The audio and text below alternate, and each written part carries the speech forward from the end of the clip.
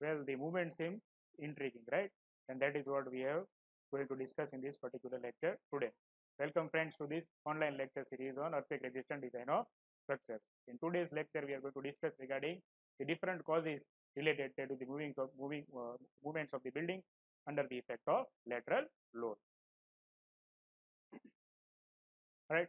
So now in the previous lecture, we have already discussed regarding the different reasons that are attributed to the movement of the building. That is in the last lecture, if you remember, we have discussed regarding the size of the building, the vertical layout of the building, horizontal layout of the building, and that's at the same time the adjacency of the building, right? And we have seen that different aspect ratios of the buildings are going to affect the behavior of the building to a great extent, right? So in this particular example that is seen, that is I have taken the example in order to better understand the movement of the building.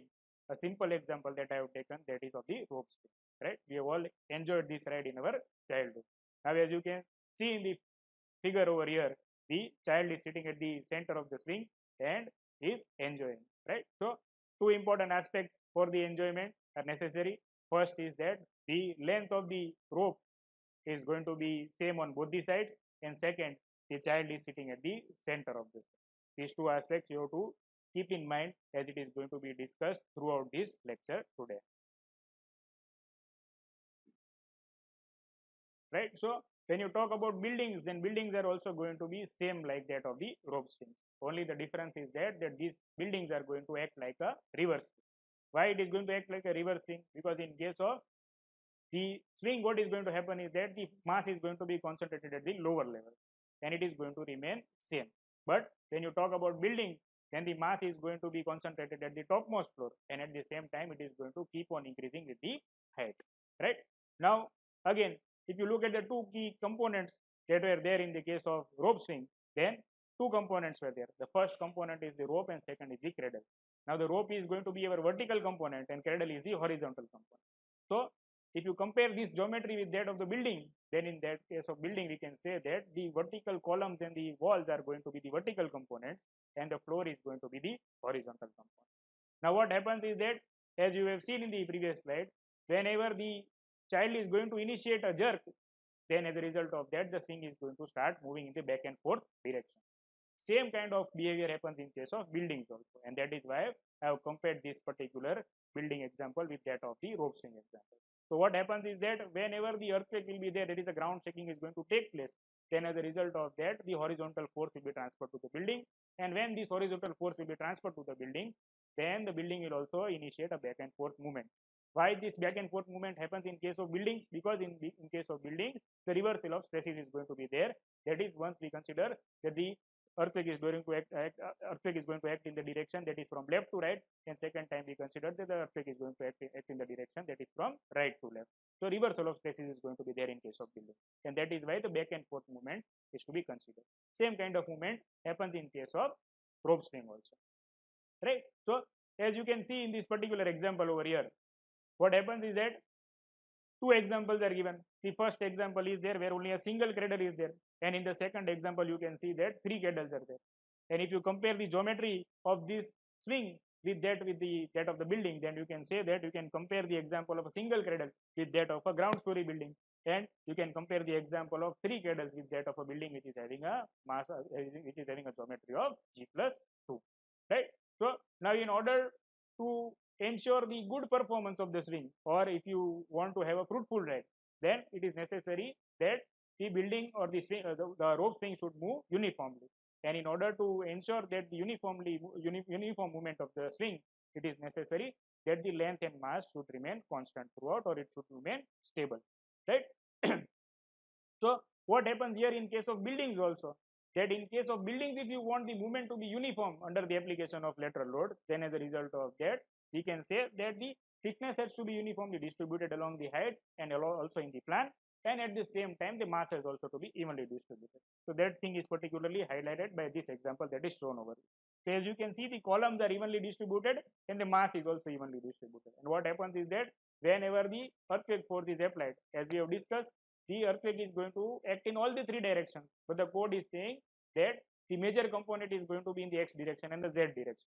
So here the example is given when the load is applied in the z direction. That is, when the movement is applied in this particular direction, then the result of that we can say that the building is going to move towards the upper side, as you can see in the figure, right? So since all the columns are evenly distributed, having same size, and at the same time mass is also evenly distributed throughout the floor, so as a result of that, the entire building is moving simultaneously towards the upper direction.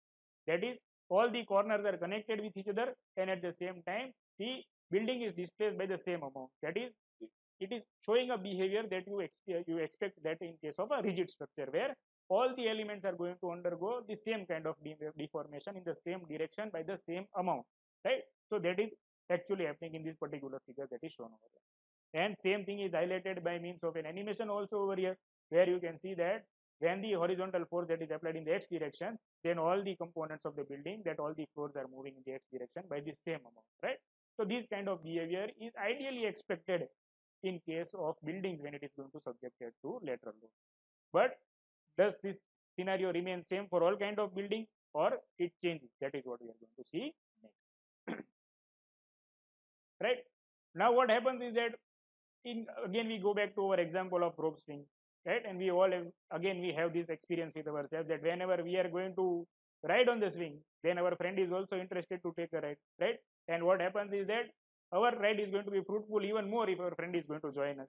But there is one problem. What is the problem? The friends want to sit on the same ride that we are sitting, or he wants to enjoy the same ride. So what we do is we move towards little bit on the side, and we make place for the friend also to sit with us. So what happens is that there is no harm. The friend is going to be happy, but the geometry of the swing is going to be unhappy. Why it is going to be unhappy? Because what has happened is that the center of mass has shifted, and it has shifted from where? From the center of the system, that is system of the rope swing. So as a result of that, there is a difference in the CG of mass and the CG of the system, and as a result of that, the problem starts, right? So in order to ensure good movement of the swing, and same if you compare with that of the building, then we can say that the center of mass has to remain same, right? So again this is highlighted by a figure as shown over here. So what is happening is that the rope swing example is as it is going to remain same throughout this particular lecture, right? You can see that the height of the swing, height of the rope is also same, the cradle is also same, child is also same, but there is only one difference, that is that the child has shifted towards the right hand side. So what is happening when the child has shifted towards the right hand side? So the mass is shifted, the concentration of mass is shifted from the center towards the other side, and due to this change in the mass, what is happening is that the swing is going to start rotating about the horizontal axis, that is torsion is going to be there. Same type of thing or same type of behavior can be experienced in case of buildings also, right? How it is going to be happening in case of buildings? That is, for example, let us take an example of a building where on one side of the building the storage of the goods is done, and on the other side of the building it is used for the residence. So what is going to happen is that the portion of the building where the storage is done is going to subjected to heavy mass, and where the residents are going to be staying, where there the less mass is going to be there. And as we know that in case of calculation of seismic weight, dead load is a total 100% component is considered of the dead load. As a result of that, wherever the dead load is going to be more, earthquake force is going to be more. Wherever the dead load is less, the earthquake force is going to be less, right? So what happens here is that the left hand side of the building as shown in the example, left hand side of the building is going to have heavy mass, right hand side of the building is going to have less mass. So as a result of that, what is going to happen is that the CG of mass is not going to match with the CG of the building or CG of the floor. And as a result of that, we can say that the twisting of the building is likely to take place about the horizontal. And same thing is highlighted by means of animation also, where you can see that for the first floor, the width and the length of the building, or the width and the length of the floor is same in both the directions. But however, from the fifth floor onwards, there is change in the dimension of the floor. That is, the width of the floor is reduced. So what is going to happen is that for the first four floors are going to have more mass. From the fifth floor onwards, the mass is going to reduce. And as a result of that, what is going to, again at the same time, there is change in stiffness also. Because if the plan length is going to be more, or the width of the plan is going to be more, then it is going to be necessary to provide more columns also. So in that case, the stiffness is going to be also more in the case of first floor force. Whereas from fifth floor onwards up till terrace, the mass is also reduced, stiffness is also reduced.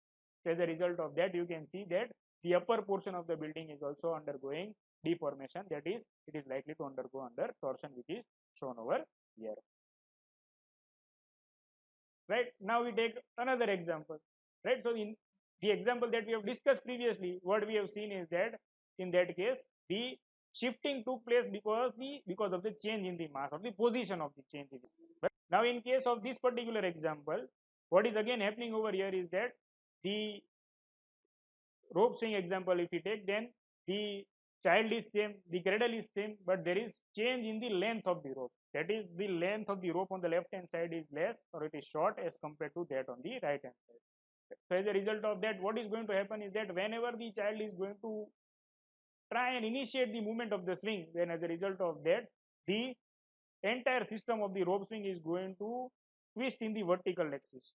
So as a result of there, now what is going to happen is that the torsion will be initiated in the vertical axis of the building, or the vertical axis of the system. Same kind of thing happens in case of buildings also. And to take up the example of building, we have taken the example of buildings that are located on slopy grounds or mountainous terrain. So in that case, as you can see, that height of the column on the left hand side is less as compared to the height of the column on the right hand side. So as a result of that, what is going to happen is that there is going to be change in the stiffness, and when there is change of the stiffness, then the CG of the stiffness will not match with the CG of the building. And when that happens, then as a result of that, there will be torsion that will be acting in the vertical axis, about the vertical axis of the building. And that is what is shown by means of a animated figure over here in this particular slide. Now this change in stiffness can be in vertical direction also, change in stiffness can be in horizontal direction also, right? So in case of horizontal direction, we take the example of location of shear walls. So the example that is shown here, in that case we can see that in the first example what is happening is that there are only two shear walls. In the second example, more than two shear walls are there. Then as a result of that, what is going to happen is that we can say that the figure on the right hand side is going to have more stiffness as compared to the figure on the left hand side, right? But there is no harm in having more stiffness, but the issue is about even distribution. If it is evenly distributed, then all the points will move evenly. But if it is unevenly distributed, then the movement of the plan is also going to be uneven in nature. So as a result of that, you can see in this particular figure, what is happening is that the figure is likely to undergo, the building is likely to undergo torsion. That is, the front end of the columns that are there, the front end of the building is undergoing to go large deformation, and as a result of that, the purple plan that is shown by means of dotted lines, you can see that how far this particular plan is going to move under the effect of lateral load, right? So same kind of thing is explained here in case of animation. Lastly, before ending today's session, we take up one more example, that is the example of open story building. So as you can see in this particular figure over here, the example of a G+1 building is taken, where the on the ground story you are having an entrance foyer and you are having a room at the back end side, and on the first floor you are having two rooms on the first floor. So now what is going to happen there, since the foyer is going to be there, so it is not surrounded by infill walls on the periphery, whereas the back end portion of the building where the room is located, so in that particular region the walls are going to be provided, and when you go to first floor, the walls are provided on the entire periphery of the building. So now what happens is that when you talk about lateral strength of the building, that will be attributed due to the effect of the in presence of the infill walls, right? So when you calculate the lateral strength of ground floor, then the lateral strength of ground floor is going to be less as compared to that of the lateral strength of the first floor, because if you take into consideration the effect of infill walls, then the ground floor is going to lack in that particular matter. So as a result of that, two terms are coined in the IS code, and that is the weak story or the soft story, right? So any of these effects is likely to take place due to the absence of the infill walls at the ground level, right? So if we take real life example or more realistic example that we say in day-to-day life, then we can take the example of apartment schemes where basement is there, parking is there, and then above that the residence is there. So whenever on the ground floor parking facility is provided, so in most of the buildings you will see that apart from the lift portion, there will be no walls on the ground floor. Entire periphery will be open so that the vehicles can easily move in and move out from the building, right? So there is functional point of view, it is okay that the movement is facilitated, but if you look at it from the strength point of view, then it is going to be problematic. Why? Because the lateral strength at the ground floor is going to be almost negligible as compared to that of the first floor, and as a result of that, when you take into consideration the clause of weak story, then you can say that this particular building will either fall under the category of soft story or weak story. And when these buildings will be subjected to lateral forces, then in that case the performance of this building is going to be detrimental in nature to the performance, right? And the other example that is shown here is that of a building plan where the columns are evenly distributed, mass is also evenly distributed, but the location of the lift core, that is the core of the building, is such that it is shifted towards the left hand side of the building. So now what happens is that, again, from functional point of view, planning point of view, everything seems to be very good and very perfect to us. But if you look at it from structural engineering point of view, then it is going to be problematic for us. Why it is going to be problematic? That what is going to happen is that the CG of the structural system, or CG of the structural system, is going to be more concentrated towards the left hand side as compared to towards the center. So as a result of that, again, there will be eccentricity that will be coming into effect. The eccentricity will be between the CG of the stiffness and the CG of the building system. So as a result of that, eccentricity will be there, and due to this eccentricity, the torsion effect is likely to be initiated in the building. Same thing you can see with the help of this animation also over, where you can see that the building is rotating about the vertical axis, and if this kind of behavior is happening when it is subjected to lateral forces, then as a result of that, the performance of the building is going to be hugely affected, and these buildings are going to likely to undergo lot of damage. This kind of behavior that you are going to see over here, this type of behavior can be seen when you apply dynamic force by means of modeling in case of heat absorbed state. And once the building is modeled and the loads are applied, then when you go through the performance or behavior, you want to study the behavior of the building, then you will be able to understand the time period of the building also, the modal frequency also, and at the same time whether the building is undergoing torsion or not in all the particular mode shapes that are to be taken into consideration. So that is all about the different causes for different types of movements in building, which is a very important aspect to be understood with respect to the overall geometry of the building in terms of structure also, as well in terms of architecture planning also. Hope you have enjoyed this series. Stay tuned for the further.